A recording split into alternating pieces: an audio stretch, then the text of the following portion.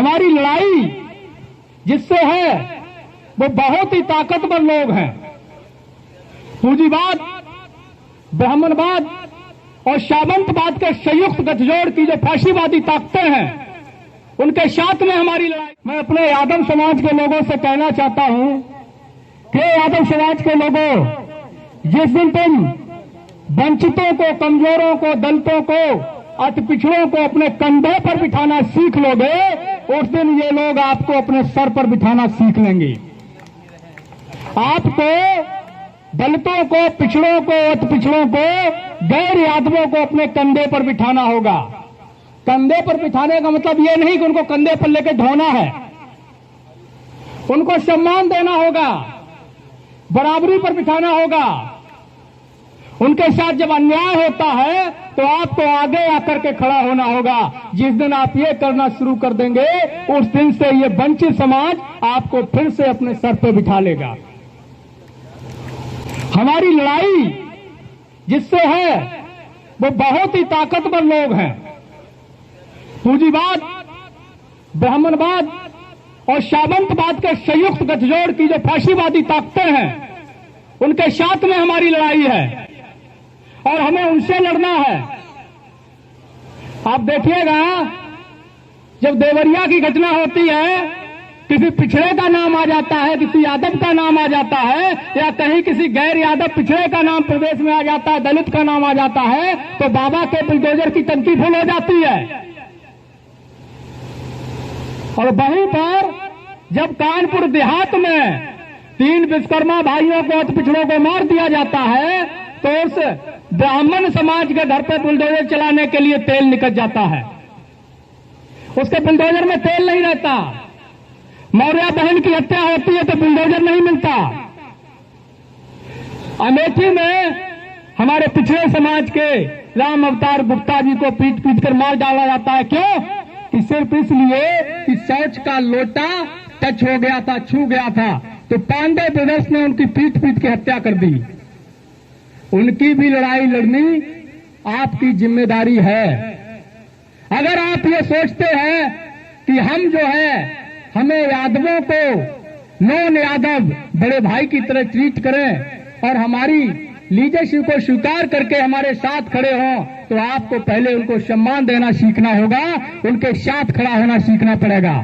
कई घटनाएं ऐसी भी हैं जो सुनने में आया है कि यादव भी यहां ब्राह्मणों से कम नहीं है। मंच से कोई कुछ भी कहे, लेकिन मैं झूठ को झूठ और सच को सच कहता हूं। कई जगह मैंने सुनने में आया है कि यादवों ने भी छुआछूत का खूब भेदभाव चलाया हुआ है। तू चमार है, दूर रह, तू मेहतर है, दूर रह। अरे यादवों, तुम हमें बता दो, तुम क्या हो?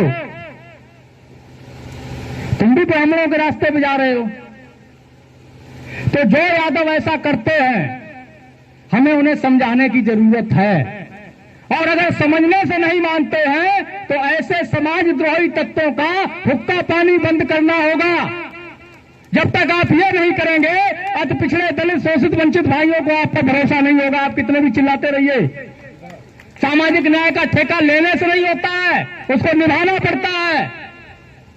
और मैं बहुत ज्यादा समय नहीं लूंगा, पर कुछ वचन आपसे चाहता हूं। आप दे पाएंगे? दे पाएंगे? वचन दे पाएंगे क्या? पहले तो एक सीख लीजिए, जो समाज अनुशासित नहीं होता है वो कोई संघर्ष नहीं कर सकता, कोई परिवर्तन नहीं ला सकता। ये जाजम बिछाई गई है बैठने के लिए, ये जाजम जो है बैठने के लिए बिछाई गई है, और आप जाजम छोड़ करके नंगी सड़क पे घूम रहे हैं। मुझे लगता है आपका मानसिक स्तर बहुत नीचे चला गया है। पहले तो आपको जाजम पर बैठना सीखना होगा। आप अनुशासित ही नहीं है, लड़ाई क्या लड़ेंगे? जाजम खाली पड़ी हुई है, चारों तरफ घूम रहे हैं। तो पहले तो हम एक वचन चाहते हैं, जो संविधान के विरोधी है, लोकतंत्र के विरोधी है, जो मनवादी सामंतवादी है, जो आपके हक हिस्सेदारी के विरोधी हैं, आरक्षण के विरोधी हैं, जाति जनगणना और मंडल कमीशन के विरोधी हैं, जो लोग आप पर अत्याचार करते हैं और उन अत्याचारियों के साथ खड़े होते हैं, आज से और अभी से, ये यादवों से ही नहीं, समस्त बहुजनों से मेरी अपील है, उनका दान मान मतदान बंद करिए। जो ब्राह्मणवादी लोग हैं, जो आप पर अत्याचार कर रहे हैं, आप आरक्षण की बात करते हैं, हिस्सेदारी की बात करते हैं, वो उसका विरोध करते हैं। आप जाति जनगणना की बात करते हैं, वो उसका विरोध करते हैं। आप पर अत्याचार होता है, वो अत्याचारियों के साथ खड़े होते हैं। तो फिर ऐसे लोगों का बहिष्कार करना ही इसका उचित समाधान है। अगर आपको शादी विवाह कराने के लिए संस्कारक नहीं मिल रहा है, तो उत्तर प्रदेश की मैं बात नहीं कर रहा हूं, पूरे भारत में आपको जिस जाति का संस्कारक चाहिए होगा और जिस विधि से आप कराना चाहते हैं, उसी विधि उसी जाति का संस्कारक विद्रोही आपको देगा। उसी विधि का उसी जाति का संस्कारक हम आपको देंगे। लेकिन आप ब्राह्मणों से संस्कार कराना बंद करिए। बच्चा आप पैदा कर रहे हो, नामकरण वो कर रहे हैं, तो ये बताओ उसमें योगदान किसका है? सवाल तो बड़ा शर्म वाला है, लेकिन मजबूरी है, कहना पड़ता है। बच्चा आप पैदा कर रहे हो, नामकरण कोई और कर रहा है, घर आप बना रहे हो, मुहूर्त कोई और निकाल रहा है, गृह प्रवेश करा रहा है? बाप आपका मरा है, पेट में भरने आ गया। तो ये जरूरत है कि इनका बहिष्कार करें। और साथ ही जो लड़ाई है सामाजिक न्याय की, तो मैं जाति जनगणना पर और मंडल कमीशन पर एक एक लाइन में केवल बोलूंगा, क्योंकि ज्यादा समय है नहीं और भी वक्ता है। देखिए, जाति जनगणना क्या है? जो विरोधी लोग हैं वो जाति जनगणना का विरोध कर रहे हैं। देश में भयंकर तरीके से बीमारी फैली हुई है। जब कोई बच्चा बीमार हो जाता है, तो क्या होता है? जब हम डॉक्टर के पास ले जाते हैं तो क्या करता है? 2-4 दिन जब दवा दिया, बच्चा ठीक नहीं हुआ, इलाज ट्रीटमेंट काम नहीं कर रहा, तो डॉक्टर कहता है ऐसा करो भैया, हम कुछ जो है टेस्ट लिख दे रहे हैं, ब्लड चेकअप लिख दे रहे हैं, एक्सरे लिख दे रहे हैं, बॉडी चेकअप लिख दे रहे हैं, इनको कराइए, उसके बाद ट्रीटमेंट करते हैं। तो वो बच्चा नादान होता है तो क्या करता है? तो कहता नहीं, हम सैंपल नहीं निकलाएंगे, हम ब्लड टेस्ट नहीं कराएंगे। तो पेरेंट्स को, डॉक्टर को क्या करना पड़ता है कि जबरदस्ती बच्चे को दबा करके, पकड़ करके उसका सैंपल लेना पड़ता है।